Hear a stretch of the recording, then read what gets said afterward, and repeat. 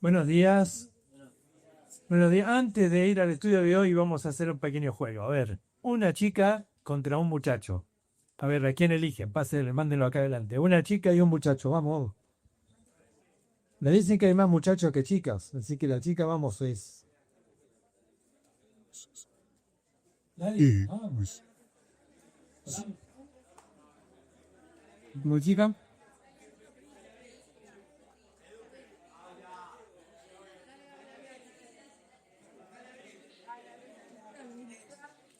Muy bien. Entra acá. Vamos a darle la oportunidad que elijas. ¿Simón o Pedro? Elegí uno. Pedro. Muy bien, entonces empezás vos. Tenés que decirme las 5 características de Simón. Y vos me tenés que decir las 5 características de Pedro. Con las letras. ¿De acuerdo? Con la S. Y lo pasame. Simple. Bien, vamos, muchachos. Vamos.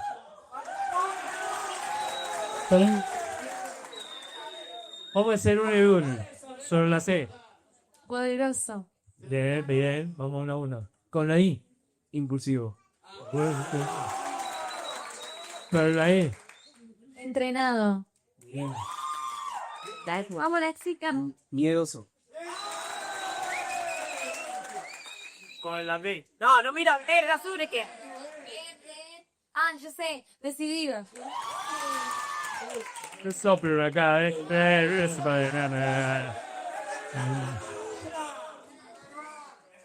Con la O. Orgulloso. Como R. No, mira la tribuna. Hola, ya pues. Ay.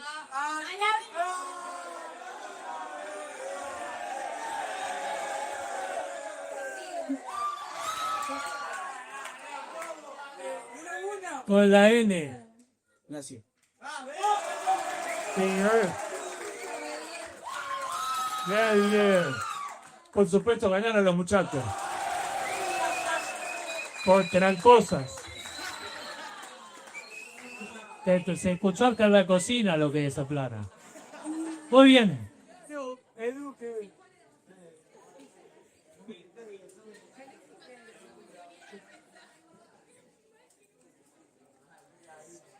Muy bien, muy bien. Vamos a abrir nuestra Biblia, Mateo capítulo 14.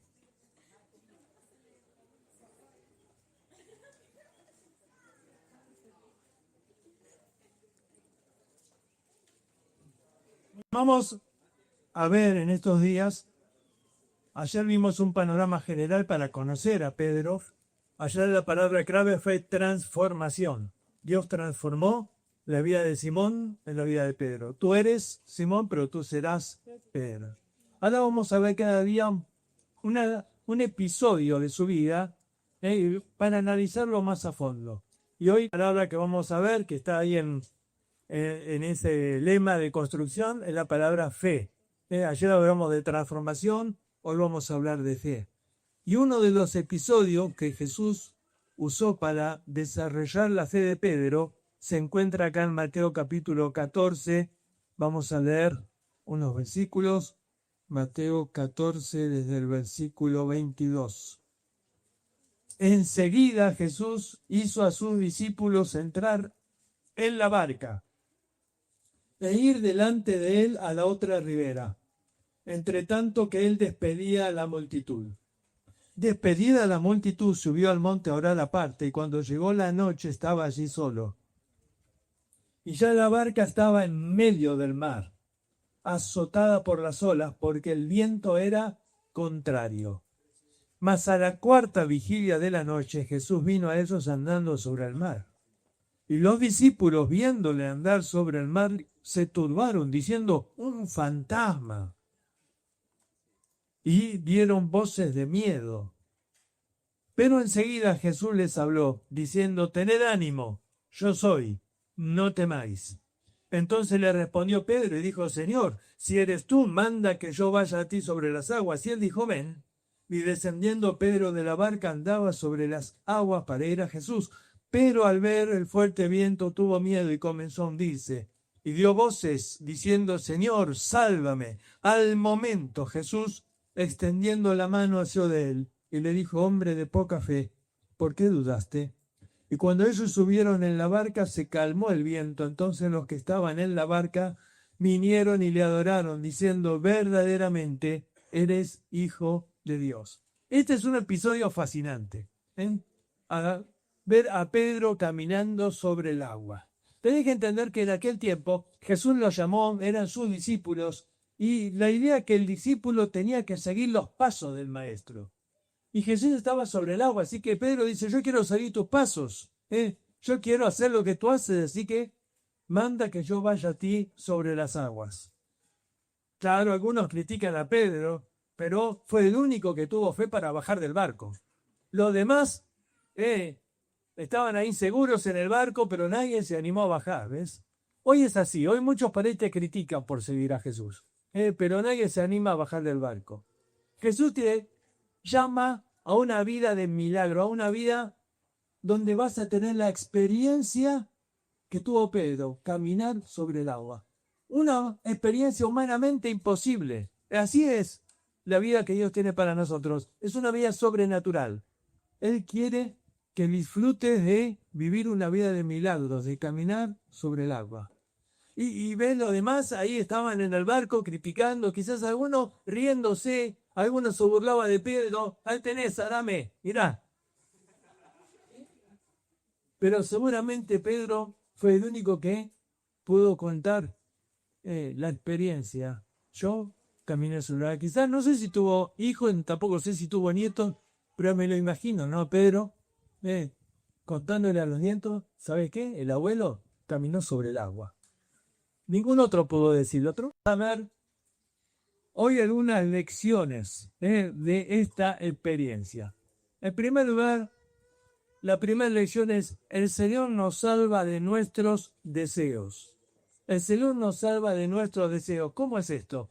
Bueno, cuando lees un episodio, tenés que tratar de ver lo que dicen los otros evangelistas, porque cada uno te cuenta quizás detalles que otros omiten. Acababa de pasar el milagro de la alimentación a los 5.000. ¿Sabe qué pasó después de la alimentación a los 5.000? Mirá lo que Juan le agrega a este relato. Dice: sabiendo Jesús que intentaban venir a tomarle por la fuerza para hacerle rey, huyó de nuevo al monte él solo. Juan describe algo, dice que después de la alimentación a los 5.000, ¿cuál fue la reacción de la multitud? Quisieron hacerle rey a Jesús. Jesús se dio cuenta de esto. Jesús se dio cuenta que, claro, todos querían un rey que con 5 panes den de comer a la multitud, ¿te imaginas? Entonces querían venir a hacerle rey a Jesús. Entonces, ¿qué dice Mateo? Fíjate, Mateo dice: inmediatamente, ¿cómo? Obligó a los discípulos a subir a la barca. Inmediatamente obligó a los discípulos. ¿Por qué? ¿Por qué este apuro de Jesús? Váyanse de acá. Los obligó a subir a la barca, porque sabía que los discípulos se iban a prender con la multitud en este deseo de hacerle rey a Jesús. Ellos también querían que Jesús era rey. A ver, si Jesús es rey, estamos salvados para toda la vida, dicen los discípulos. Nos vamos a sentar en 12 tronos, vamos a gobernar y vamos a tener mucha plata. Que era lo que en el fondo creo que querían al principio, pero Jesús inmediatamente los obligó: mejor váyanse de acá. Jesús estaba salvándolos de sus propios deseos. Vos sabés que todos tenemos sueños y uno dice: qué lindo es. Vos tenés que cumplir tus sueños. Tus sueños brotan de deseos íntimos que pueden ser buenos, no lo sé, pero no necesariamente son los planes de Dios para tu vida. Y muchas veces hay jóvenes que tienen un conflicto, porque van escuchando la voz de Dios y van escuchando que Dios los llama, que Dios quiere hacer algo en su vida, pero interiormente va a decir: sí, pero tengo este sueño, yo quiero hacer esto y aquello. Y sabes que Dios te tiene que a veces librar de tus sueños. Algunos dicen: sí, porque yo sueño con tener mucha plata y viajar por el mundo y hacer esto. Pero eso quizás no sea lo mejor para tu vida. Algunos tienen mucha plata y son un fracaso, ¿no? y se terminan separando de su esposa, se terminan haciendo... No necesariamente tus sueños van a ser los que realmente te van a llenar la vida o te van a dar felicidad. La verdad es que muchas veces, claro, no está mal soñar, no está mal desear cosas, pero el problema es que yo creo que lo que Dios tiene para mí es mejor que cualquier cosa que yo pueda soñar para mi propia vida. Y Dios a veces me quiere que librar de mis propios sueños. Yo tengo que ir a Dios con un corazón abierto, diciendo, Señor, quiero hacer tu voluntad. No, Señor, bendice mis planes. No, no, no. Señor, yo quiero cumplir con tus planes para mi vida. A veces vamos a Dios, Señor, tengo este plan y este, Señor, bendice mis planes. No, Dios tiene sus propios planes para tu vida. ¿Ves? Dios libró a los discípulos de sus propios deseos. Pero ¿qué más? Él dice, vino a ellos caminando sobre el agua, pero ¿cuándo? Dice, a la cuarta vigilia de la noche, Jesús vino a ellos andando sobre el mar. Mira, Jesús los mandó solos en el barco y dice que las olas estaban embravecidas, el viento era contrario. Vos sabés que cuando el viento es contrario, produce un cansancio muy fuerte porque no podés parar de remar. ¿Por qué razón? Mira, te cuento algo de cómo era la vida ahí en la barca. Lo primero que haces si los vientos son contrarios es que tenés que bajar la vela, porque si no, las velas te llevan hacia donde no querés ir. Entonces bajan las velas y tenés que avanzar a través del remo. No hay otra. No había motor ahí para la lancha, había que remarla, ¿no? Pero cuando los vientos son contrarios, vas remando en contra de la corriente. Y entonces si parás de remar, ¿qué pasa? Te lleva para atrás. Así que vos tenés que remar y en realidad no avanzás.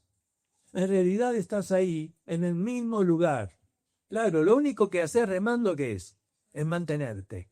Es mantenerte. Si parás de remar, te lleva para atrás. Y esto es frustrante. Es frustrante porque vos decís, ya no doy más, estoy cansado, estoy gastando todas mis fuerzas y no avanzo nada. ¿Te sentiste así en la vida alguna vez? ¿Sentís que la estás luchando, que estás remando contra la corriente y que no avanzás? Y vos decís, pero Señor, ¿qué pasa? ¿Qué pasa con mi vida? Parece que estoy siempre en el mismo lugar, las cosas no cambian, no avanzo. Y sentís que no podés dejar de remar, porque si dejás de remar, la verdad es que retrocedés. Entonces seguís ahí luchando. Es difícil, ¿no? ¿Sabés lo que más se desgasta? Es el ánimo. Por eso Jesús cuando aparece a ellos les dice estas palabras. Tened ánimo, yo soy, no temáis. 3 frases, tened ánimo, yo soy, no temáis. Yo soy, qué palabra maravillosa, ¿sabes? 7 veces en el Evangelio de Juan Jesús va a decir yo soy. Yo soy es el nombre de Dios. Jehová significa yo soy.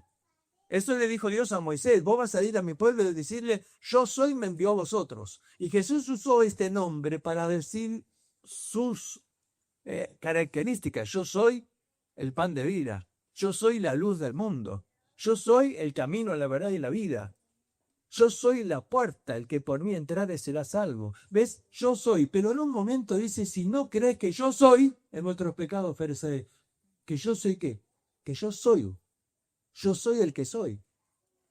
Ellos sabían esto, porque en Juan capítulo 6 dice, este hombre, cuando él dijo yo soy, antes que Abraham fuese, dice yo soy. Y cuando dijo eso, la multitud tomó para apedrearlo porque dice, este hombre se está haciendo Dios. ¿Por qué se está haciendo Dios? Porque él dijo, antes que Abraham fuese, yo soy. Y estaba proclamando el nombre de Dios, estaba diciendo, yo soy Dios.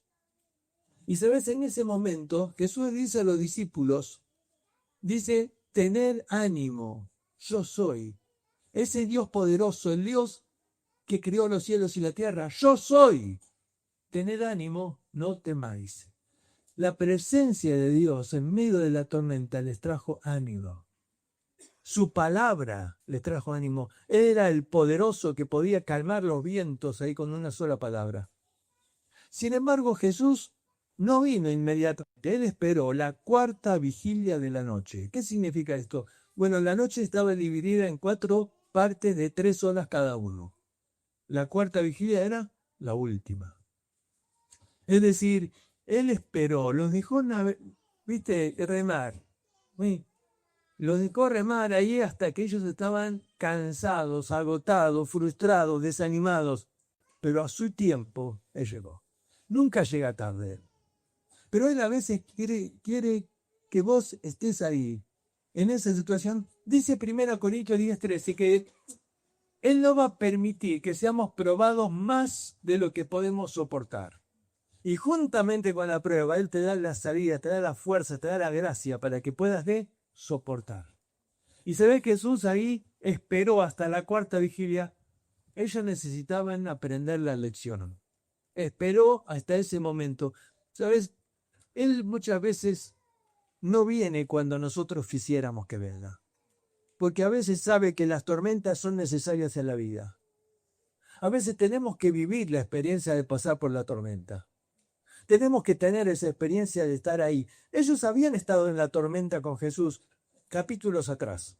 En Marcos, capítulo 4, que aparece ese capítulo casi un año antes de este relato, Jesús estaba con ellos atravesando el mismo lago, pero dice que fue una tormenta terrible.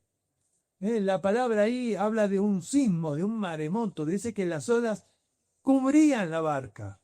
Y los discípulos, que eran pescadores y que habían navegado ahí muchas veces, decían, nos morimos, esta no la pasamos. Y Jesús en un momento reprende los cielos, el viento y la tormenta y todo se calma. Ellos estaban ahí en esa tormenta viendo el poder de Jesús. Sí, pero ahora estaban solos. Ahora Jesús no estaba con ellos en el barco. Jesús quería que ahora desarrollen su fe. Y muchas veces el Señor te manda solo. Él los mandó ahí a la tormenta. Quizás ellos estaban pensando, pero ¿por qué Jesús no vino con nosotros? ¿Por qué no está con nosotros ahora que lo necesitamos? ¿Por qué se quedó allá en la orilla? Muchas veces estamos llenos de preguntas. Llenos de, ¿pero por qué? ¿Pero por qué? ¿Por qué no está con nosotros? ¿Por qué no viene en nuestro auxilio? El Señor sabe. El Señor sabe. Muchas veces esos tiempos son tiempos en los que Él quiere que vos crezcas, que desarrolles tu fe. Y Él espera el momento oportuno para aparecer en la vida. Dice en Hebreos capítulo 4, dice, acerquémonos al trono de la gracia para hallar misericordia y gracia para Él, oportuno socorro. Oportuno. ¿Ves? No llega tarde, llega en el momento justo. Llega ahí en el momento que Jesús viene caminando a ellos sobre las aguas y los discípulos ven ahí una imagen del éfod. La cuarta vigilia de la noche es la más oscura, ya las estrellas no se ven. Ahí ven una imagen y uno gritó, ¡un fantasma! Ahí lo tenés, ¿no? A los discípulos que se creían muy valientes teniendo miedo de un fantasma. Y en ese momento Jesús dice, yo soy, no temáis, tened ánimo, ánimo. ¿Ves ese ánimo que a veces sentís que desaparece, que se desgasta, que estás cansado? Y el Señor te dice, no temas, yo soy, no temáis. Y entonces Jesús les habló diciendo, tened ánimo, yo soy, no temáis. Entonces Pedro salió de la barca y comenzó a caminar sobre el agua. Y entonces, en ese momento, al ver el fuerte viento, tuvo miedo. Y comenzando a hundirse, dio voces, diciendo, Señor, sálvame. Y en el momento, entonces, el Señor, extendiendo su mano, asió de él y le dijo, hombre de poca fe, ¿por qué dudaste? A ver, no solamente nos salva de nuestros deseos, nos salva de nuestra debilidad. Hombre de poca fe. Hombre de poca fe. A ver, Jesús le dice, ¿por qué dudaste? ¿Por qué dudaste? El Señor nos libra también de las dudas. Las dudas no son algo malo. Es malo si no las resolvés, pero las dudas son parte del desarrollo de la fe. Las dudas nos llevan a buscar una respuesta, nos llevan a buscar a Dios. Nosotros tenemos un concepto a veces un poco errado de las dudas, pero hasta Juan el Bautista, y Jesús dijo de Juan que fue el más grande de los profetas, sin embargo hubo un momento que tuvo dudas en su vida. Estaba en la cárcel, un año en la cárcel. Jesús no había ido ni siquiera a visitarle. Y estaban por cortarle la cabeza a Juan. Sí, porque murió decapitado, una historia terrible, trágica. Y estaba Juan ahí en la cárcel y Juan envió a sus discípulos para que le preguntaran a Jesús, ¿eras tú aquel que había de venir o esperaremos a otro? Y cuando lees esto, vos te dan ganas de decir, pero Juan, para un poquito. ¿Qué te pasa, Juan? ¿No te acordás cuando bautizaste a Jesús? Que viste los cielos abiertos y el Espíritu Santo que descendía como una paloma y se posó sobre Jesús. ¿No te acordás, Juan, que escuchaste una voz del cielo que dijo, este es mi Hijo amado, en quien tengo complacencia? Pero Juan, ¿no te acordás ahí cuando lo viste a Jesús que dijiste, este es el Cordero de Dios que quita el pecado del mundo? ¿Qué te pasa, Juan? ¿Cómo ahora mandás a tus discípulos y estás dudando? Estás diciendo, ¿será este el que había de venir o esperaremos a otro? A ver, si Juan el Bautista tuvo dudas, bueno, ¿ves? Cualquiera de nosotros puede tener dudas. ¿Y las dudas por qué surgen en la vida? Pensá. Bueno, Juan estaba ¿dónde? En la cárcel, un año. Parece que Dios no escuchaba su oración. ¿Cuántas veces habrá orado, si no, sácame de acá? Si no, yo quisiera seguir predicando, yo quisiera seguir... No, ahí en la cárcel. Pero Jesús ni siquiera me venga a visitar, estoy en la cárcel. ¿Pero qué va a pasar conmigo? Y ahora, a veces, todas estas cosas en tu mente hacen que surjan las dudas. Y sabes, Jesús mandó a los discípulos y le dice, ustedes vayan y díganle a Juan, los ciegos están viendo, los sordos se oyen, los cojos saltan y sobre todas las cosas, los oprimidos, los cautivos están siendo liberados de sus pecados. Él va a entender, porque se está cumpliendo lo que la profecía decía ahí en Isaías capítulo 61, él va a entender. Y antes de que los discípulos murmuren, le dijo, paren un poquito, pero somos rápidos para jugar a otro, ¿no? Le dijo, Juan es el más grande de los profetas. ¿Sabes? Puede haber dudas en la vida, pero en ese momento tenemos que ir a Jesús. Tenemos que ir a la palabra de Dios y dejar que Él quite aquellas dudas de nuestra vida. Fíjate lo que dice ahí. Judas 1:22 dice, algunos que dudan, convencerlos. No me gusta esta traducción. Mira, la palabra ahí es la palabra Leo, que aparece 28 veces en el Nuevo Testamento. 27 veces esta palabra se traduce misericordia, tener misericordia. Así que cuando dice ahí, a algunos que dudan, tenía que traducir, algunos que dudan, tener misericordia. No es convencerlo ahí a la fuerza, convencer. No, no, no. Está dudando, tener misericordia porque la está pasando mal, porque está sufriendo. Porque la duda es como la enfermedad de la fe. Y cuando transitas por la duda, tenés que tener misericordia y acercarte, pero no para darle con un palazo. ¿Qué haces, Gil? ¿Por qué estás dudando? No, no. Tenés misericordia. Andá y dale un abrazo y orá con él. Andá a sostenerlo en ese momento de duda. Andá y decirle, no aflojes, confía en el Señor. Él te va a sostener. A su tiempo va a venir. ¿Ves? Lo que necesita esa persona no es una exhortación, un reto, un palazo. Lo que necesita es un abrazo. Es alguien que le muestre misericordia. Alguien que tenga amor práctico por él. Mira, Jesús está desarrollando la fe de Pedro. Esta experiencia de caminar sobre el agua era la experiencia donde él iba a crecer en la fe. Jesús va a hablar de la fe y va a decir, si tuviera fe como un grano de mostaza, ¿te acordás? Un grano de mostaza es la más pequeña de las semillas. Es como un granito de arenas, algo muy chiquito. Sin embargo, puede crecer, ¿no? Jesús dijo, si tuviera fe como grano de mostaza, Dice, diréis a este monte, quítate y échate en el mar y va a ser.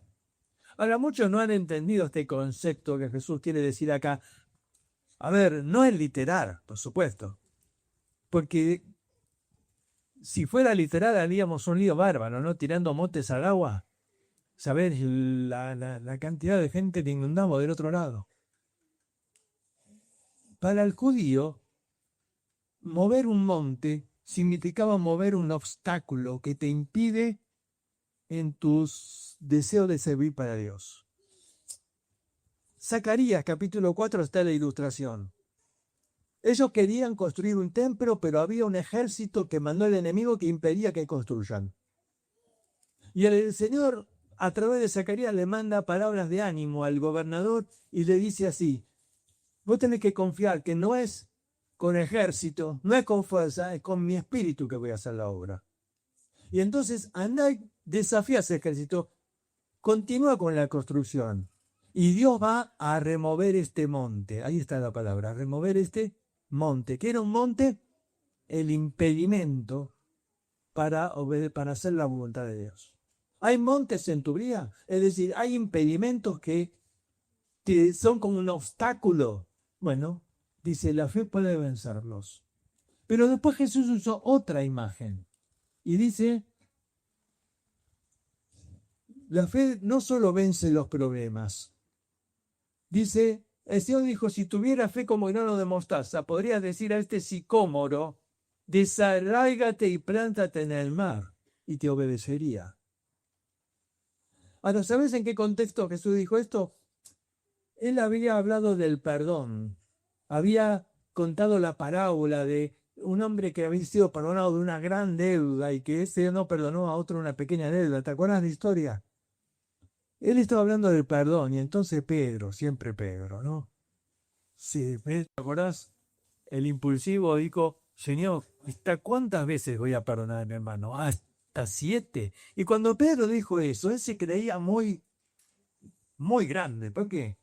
Porque los rabinos decían que tenías que estar dispuesto a perdonar hasta 3 veces a tu hermano si hace algo contra vos. Entonces Pedro dijo, no voy a decir hasta 3, voy a decir el doble, 6, una más que el doble, hasta 7. ¿Y Jesús qué dijo? 7 veces. Hasta 70 veces 7. Uf. Los discípulos se miraron mientras sí.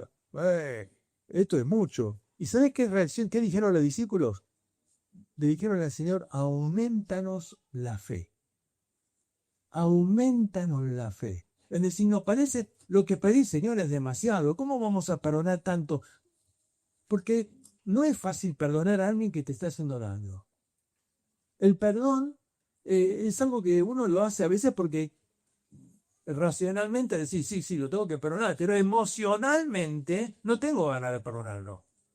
Y entonces vuelve a hacer algo malo y vuelve otra vez. 70 veces 7 veces, 490 veces tengo que perdonarlo. Pero si llega a la 491 lo mato. No, aumentanos la fe. Parece que tengo que tener fe para obedecer a Dios. Pero Jesús le dice, si tuviera fe como grano de mostaza, diré que a este sicómoro era un árbol enorme, con raíces muy profundas. Desarráigate. La Biblia nos habla de que puede haber raíces de amargura que están alojadas ahí en tu vida. Amargura es una sensación que envenena la vida. La amargura es algo que va creciendo en tu interior y que va quitando, robando la felicidad de vivir para Dios. La amargura surge por la falta de perdón. La amargura es el resentimiento de alguien que te hizo algo y que cada vez que te acordás lo volvés a experimentar. Por eso se llama resentimiento. Es volver a sentir el dolor que sentiste cuando alguien te hirió. Y la amargura surge cuando no puedo perdonar a alguien y entonces estoy con ese enojo interior, ese enojo que me hace poner mal. Y Jesús dice, ¿sabe qué? Si tuviera fe, no solamente voy a quitar los montes, los obstáculos, si tuviera fe voy a quitar la amargura de corazón. La fe no solo vence los problemas, La fe nos ayuda a perdonar. Pero también algo más. Lo último. ¿Te acuerdas cuando Jesús estaba ahí en la tentación en el desierto?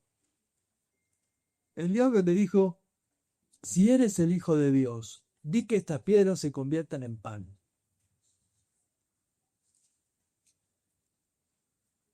Si eres el Hijo de Dios, di que estas piedras se conviertan... A ver, ¿qué es lo malo de esto?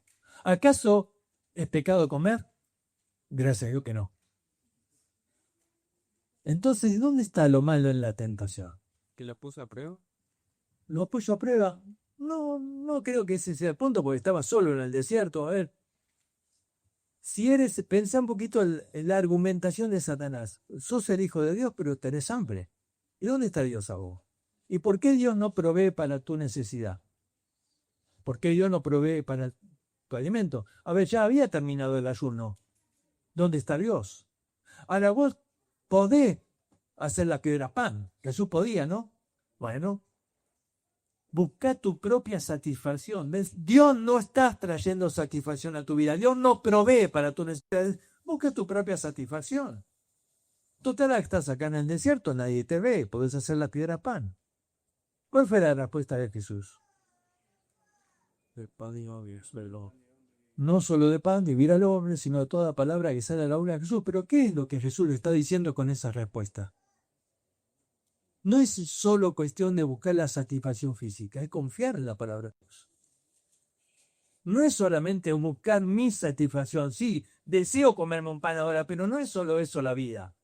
La vida no consiste solo en buscar satisfacción en todo momento. Hoy los jóvenes quieren satisfacción inmediata, ya, ahora. Quiero disfrutar. No, pará. Eso es bueno, pero no es lo único. Y sabes, la fe te ayuda a vencer el pecado. ¿Por qué? Yo confío en la palabra de Dios, dice. Y Dios dice que Él va a proveerme. Si yo me hago las piedras pan, eso sería no confiar en la provisión de Dios. Eso sería buscar mi satisfacción, pero fuera de la voluntad de Dios. Y Jesús, en otras palabras, está diciendo, yo prefiero tener hambre, si esa es la voluntad de Dios, y no buscar satisfacción fuera de la voluntad de Dios. Pero hay que tener fe para vencer la tentación. ¿Sabes? Santiago, que describe la tentación y dice cada uno es tentado cuando de su propia concupiscencia que es atraído y seducido. Jesús usa palabras que se usaban en la pesca. La seducción es la carnada que uno le pone al pez para seducirlo, ¿no? Y el pez viene, viste, seducido ahí porque desea comerse esa lombriz y muerde y ahí queda enganchado en el anzuelo. Y ahí viene la segunda etapa de la pesca, que habla de qué es. Una vez que atrapaste el pez, es sacarlo del agua, es arrastrarlo. Ahora, el pez fue diseñado para ser feliz ¿dónde? Dentro del agua. Dios lo diseñó para ser feliz dentro del agua, pero el pescador ahora lo está arrastrando fuera del agua. Bueno, la palabra ahí, atraído más bien en el griego, significa arrastrado hacia afuera. Satanás busca seducirte, busca algo que te atraiga. Y en el momento que mordes el anzuelo, él te arrastra fuera de la voluntad de Dios. Él te quiere sacar. Ahora, como hijo de Dios, vos fuiste diseñado para ser feliz en la voluntad de Dios. Pero el diablo te quiere arrastrar fuera de la voluntad de Dios. Y entonces, ¿cómo sigue? Santiago sigue ahí en el versículo siguiente, el versículo 16, dice, amado hermano mío. Mira, este versículo de los muchachos que les gusta el fútbol, este es el versículo que tenés que decir ahí cuando Valverde va a patear un penal. Decirle Santiago 1:16, que dice, amado hermano mío, no erréis. Estás ahí en la final de la Copa del Mundo y le toca patear el penal. Amado hermano mío, no erréis. A ver, ¿cómo sigue el versículo 17? Amado hermano mío, no erréis. Toda buena dádiva y todo don perfecto desciende de lo alto. Toda buena dádiva y todo don perfecto viene de Dios. No pienses que vas a sacar algo bueno de este mundo. No te creas las mentiras del diablo. que te dice que vas a encontrar satisfacción fuera de la voluntad de Dios. ¿Vas a encontrar placer? Sí. ¿Vas a encontrar felicidad momentánea? Pero satisfacción, no. La satisfacción está en la voluntad de Dios. Jesús dice, mira, el que bebe del agua de este mundo vuelve a tener sed. No satisface.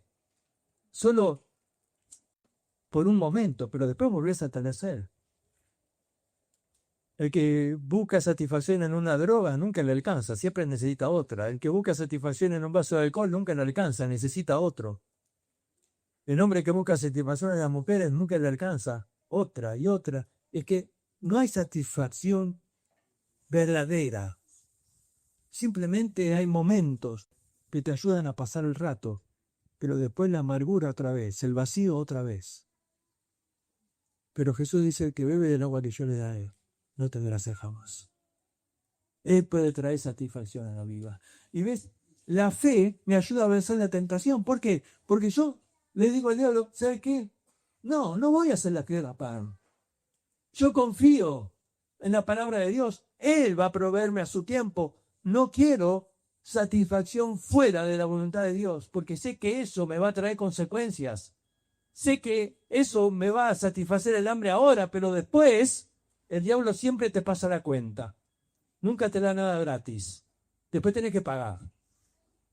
Y después viene el lamento y el lloro y uno dice, ¿por qué? ¿Por qué lo hice? ¿Te das cuenta?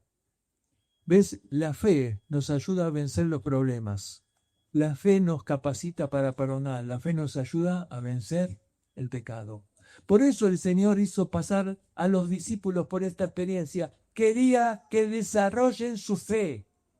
Quería que crezcan en la fe. Y Pedro fue el que más creció en este momento, porque no solo estuvo en la tormenta remándola en contra de la corriente, cansado, sino que aún se animó a bajar del barco y a caminar sobre el agua. Sí, el error de Pedro es que de pronto sacó sus ojos del Señor. ¿Y qué comenzó a ver? El viento, las olas, la tormenta, y ahí comenzó a hundirse. Venía bien, pero bueno, ahí comenzó a hundirse. Sabes, el Señor quiere que desarrolles tu fe. Esa fe que te va a ayudar a perdonar, a quitar la amargura de corazón, esa fe que te va a ayudar a vencer los obstáculos que aparecen en la vida, esos montes que hay que correr, pero sobre todo esa fe que te va a ayudar a vencer el pecado en la vida. Pero para eso no tienes que quitar los ojos de Jesús. Por eso Hebreos 12 dice, puesto los ojos en Jesús. No pongas los ojos en la tormenta, pon los ojos en Jesús. Y uno dice, sí, pero que tengo tantos problemas, sé que tengo tanta... No importa la tormenta alrededor, lo que importa es que pongan los ojos en Jesús. Porque mientras Pedro tenía la mirada puesta en Jesús, iba bien. Yo te quiero animar diciéndote la vida cristiana es fabulosa. Es caminar sobre el agua. Sí, es algo sobrenatural. Es algo que humanamente no lo vas a explicar, lo vas a vivir. Y lo vas a vivir cuando comiences a experimentar este asunto de caminar sobre el agua. Vamos a terminar orando.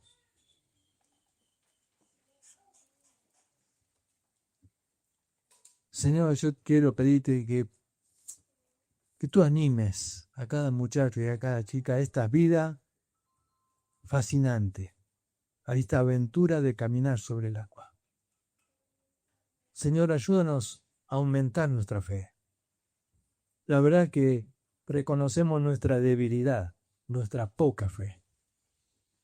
Pero sino que podamos crecer y poner nuestros ojos en Jesús. Ayúdanos, Señor. Ayúdanos en este campamento, háblanos, para que cada uno pueda tomar una decisión que mantenga durante toda su vida, de caminar poniendo los ojos en Jesús. Bendice, Señor, este día, sigue hablándonos al corazón. Te lo rogamos en nombre de Cristo. Amén.